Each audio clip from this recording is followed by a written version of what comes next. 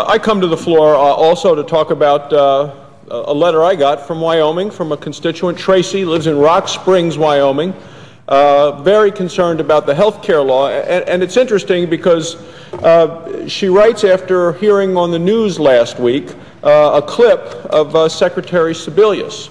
And it's a clip where Secretary Sebelius claims there is no indication that the ACA is responsible for any job loss. So Tracy in Rock Springs, Wyoming, sees Secretary Sebelius on television and wants to let the country know, and I am doing that for Tracy today, that the Secretary is wrong, she says, and she says my life, her life, Tracy's life, is a prime example.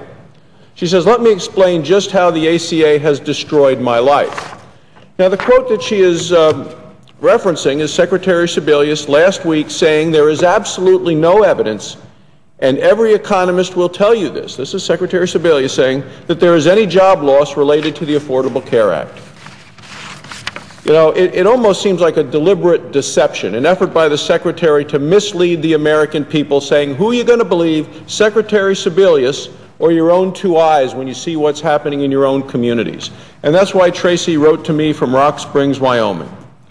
Tracy said she works, she has maintained a number of part-time jobs, she has a master's degree, and then she says once the ACA was passed, she said, I saw the writing on the wall, and so did the companies I work for.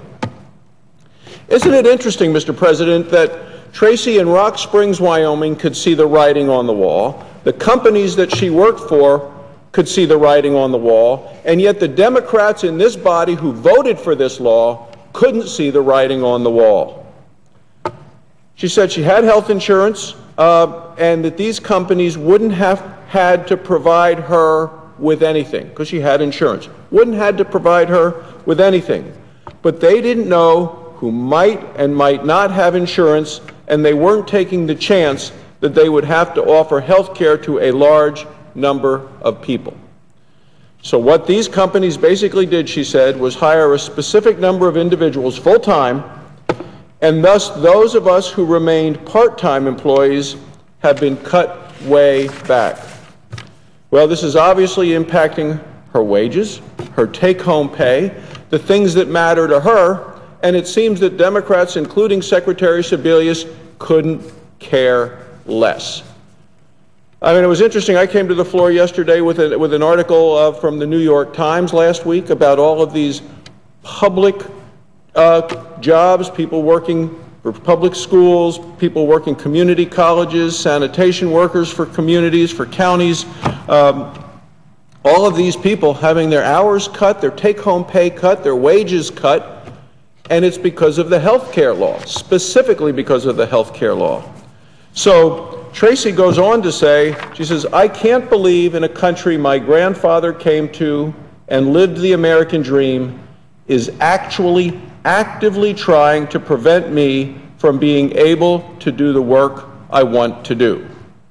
The kind of work I am good at, the kind of work that others benefit from.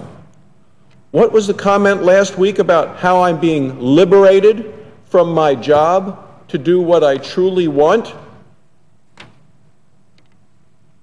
It is astonishing, Mr. President. What she says is, I was doing what I truly wanted.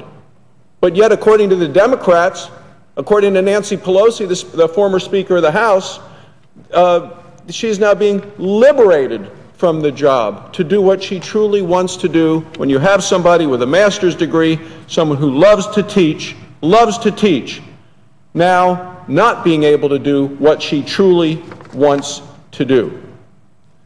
And now this government is actually preventing me, she says, from doing what I want to do, doing what I like to do, doing what I am meant to do. This is a woman in Wyoming doing what she wants to do, what she likes to do, what she wants to do, and was meant to do as a teacher because of this health care law. And it's not just in Wyoming. I read a story on the floor yesterday of a school district in Connecticut, Meriden, Connecticut, where the superintendent, who's on a national board of school districts, said, what am I supposed to do? I have If I'm going to provide by law all of these part-time workers who are working over 31 hours health insurance, what I'm going to have to do is fire 5 reading teachers. How can I make that decision and that trade-off? So instead, they cut the hours to less than 30 hours a week, but yet Kathleen Sebelius says absolutely no evidence that there is any job loss related to the Affordable Care Act. So my friend Tracy writes, so Obamacare has cost me a lot of jobs, has cost me about half of my income.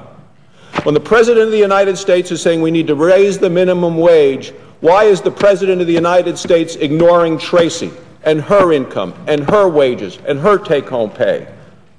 Why is his health care law making her life worse?